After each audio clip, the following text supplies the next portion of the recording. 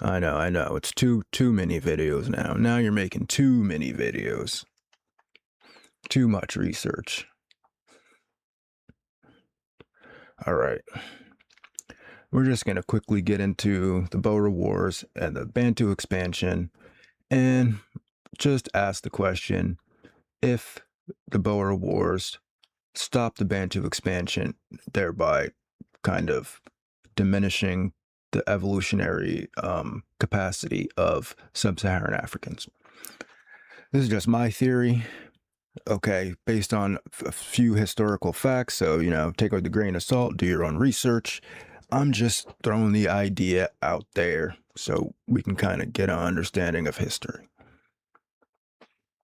Okay, so as I was taught about the Boer Wars was basically that the region where the first Dutch settler farmers arrived was relatively uninhabited. And as we can see here by the map of the Bantu expansion, that could possibly be true. That most likely was true. Okay. And the Dutch farmers basically had settled along the coasts of southern Africa, which is probably one of few of the most resource-rich areas in African continent. And they were there relatively peacefully as farmers. They weren't enslaving anyone or anything like that. They were farmers, and it was a relatively uninhabited region of the continent. Well, the British wanted to have control over all shipping lanes because, tragedy and hope. So, and I think at the time the Dutch Navy had owed the British money or something like that. I can't remember the exact thing. You can read this. I didn't read this, but this is what I learned in my class. So that the British began to attack the Dutch. And when the British began to attack the Dutch farmers, that's what caused the Dutch farmers to retreat further inland. And basically, that's when they started to come in contact with the Bantu. Okay, so now the Bantu...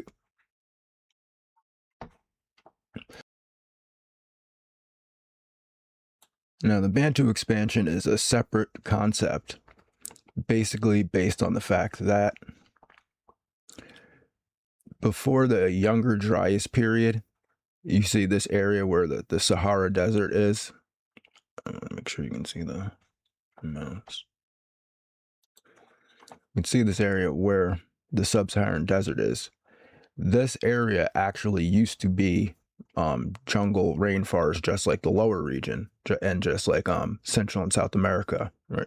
But due to some type of environmental change, most likely the Ice Age and the ice melting and sheets coming down, and also, people claim that it was due to over farming by the Egyptians, but I'm not entirely buying that one.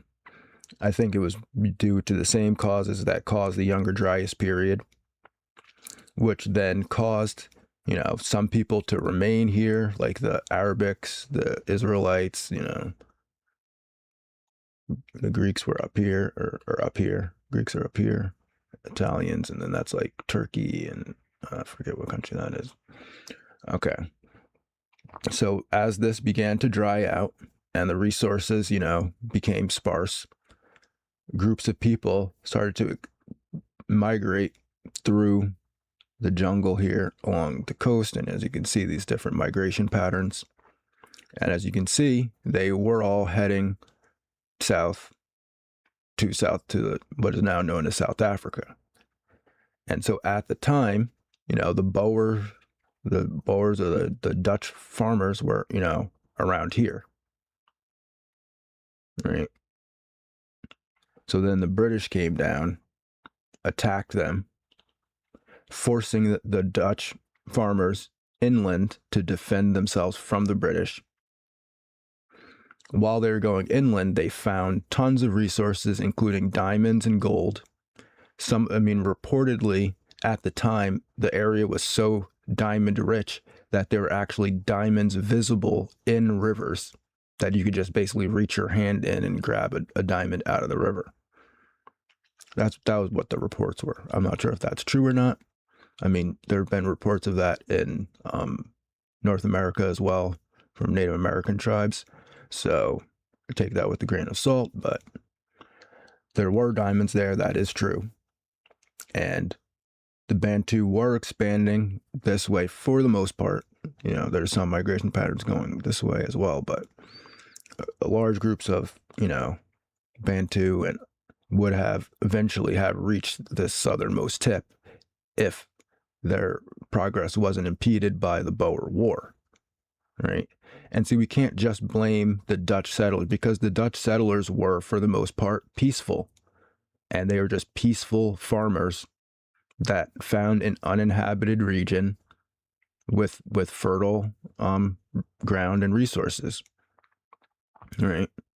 And then it wasn't until the British came down and attacked the Dutch farmers, forcing them inland, then that's when they came in contact with the Bantu, right? So the Bantu basically were, I don't want to say evolving, but they were speciating from the group that had existed previously. Sorry.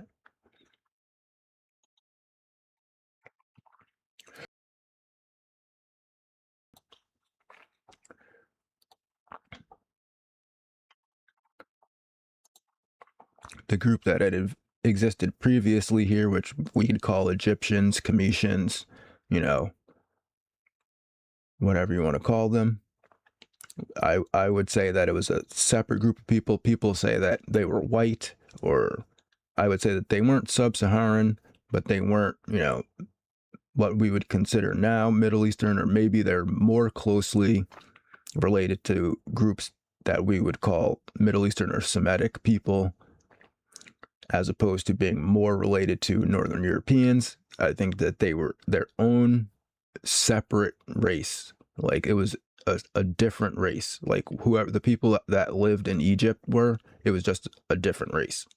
And then it speciated, you know, into the Arabics and the Sub-Saharan, or you can say North Africans too, like Ethiopians and Morocco's over here and stuff, Moroccans and those type of people. And then the, you know, Sub-Saharan Africans, they basically speciated to survive in the harsh, you know, rainforest type climate. And then as they were reaching this area, they would have came in contact with these resources down here. But, you know, the Dutch farmers were already there, and, you know, the Dutch farmers were peaceful, you know, for the most part. So that's just, I guess, a way that I look at the history of the Boer Wars. And, you know, it's interesting to, you know, question, you know, what would have happened if the Dutch weren't there, you know, something to think about. So that's the video. Have a good day and peace.